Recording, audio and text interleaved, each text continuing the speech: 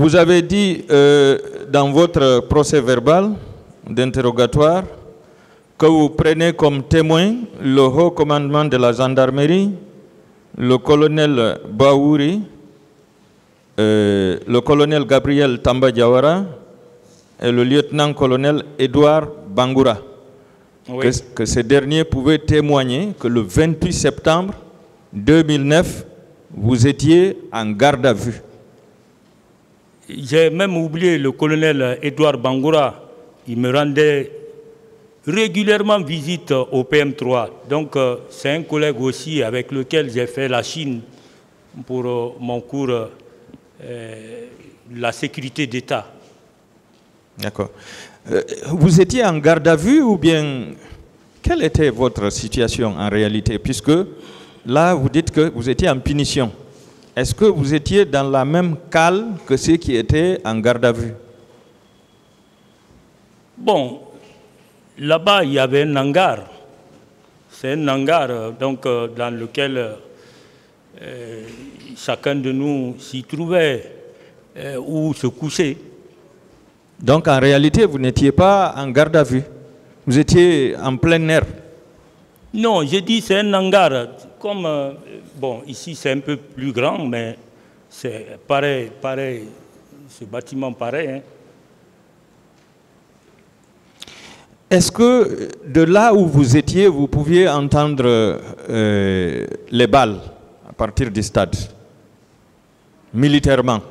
Non, peut-être RPG par exemple. Le crépitement des balles, est-ce que vous pouviez entendre? Non, on ne peut entendre ça là-bas.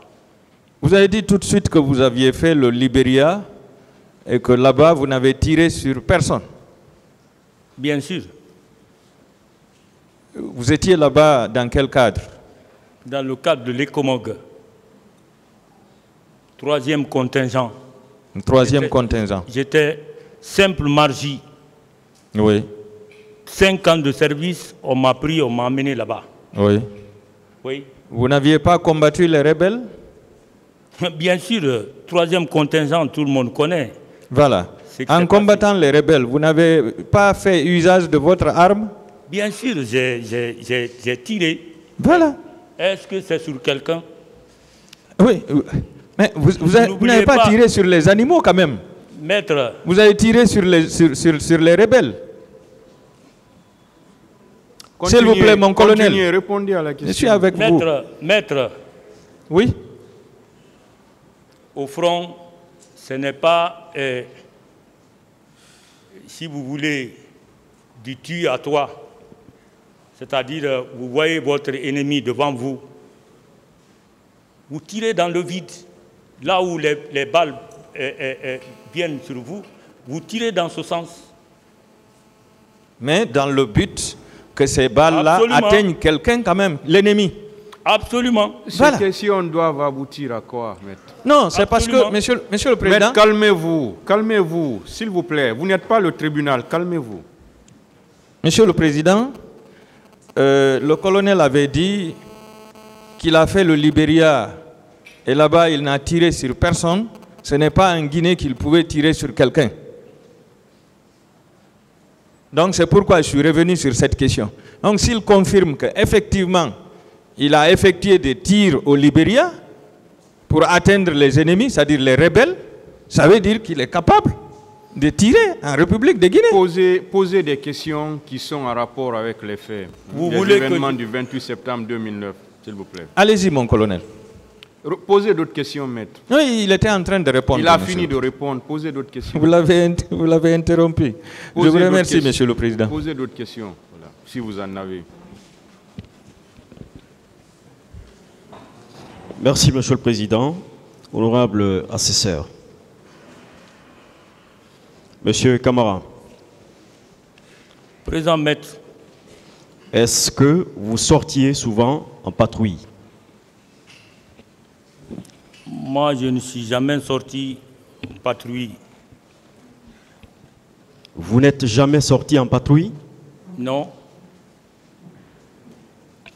Je crois avoir entendu ici que vous aviez été au moins 10 fois chef d'équipe de patrouille.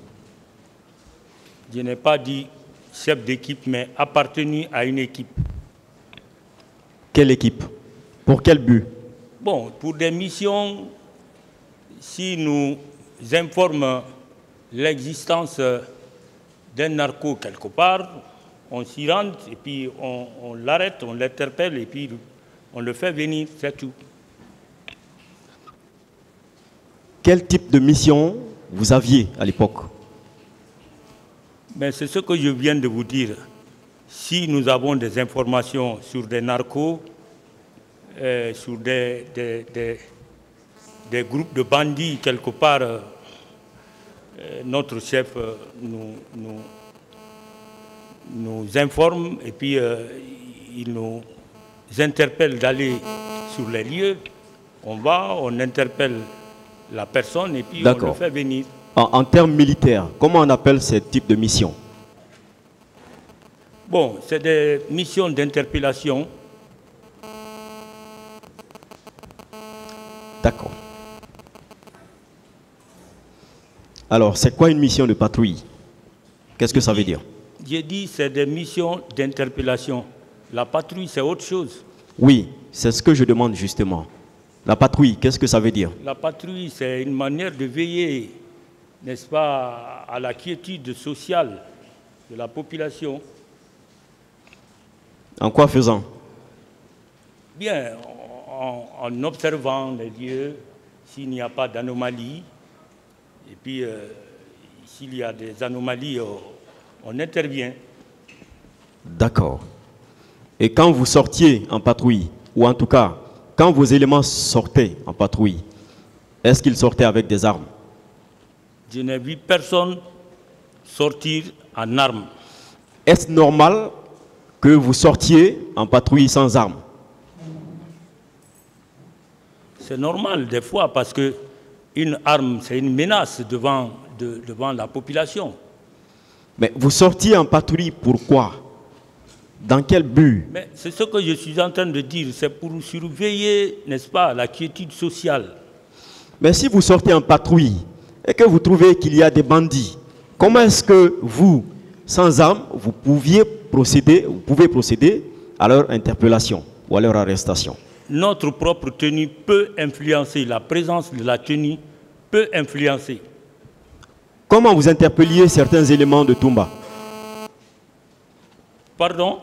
Comment vous interpelliez ou vous arrêtiez certains bérets rouges? Moi, je n'ai jamais assisté à l'interpellation d'un béret rouge. Je ne parle pas de vous exactement. Votre service. Vous étiez quand même un capitaine, un officier supérieur. J'ignore ça, maître.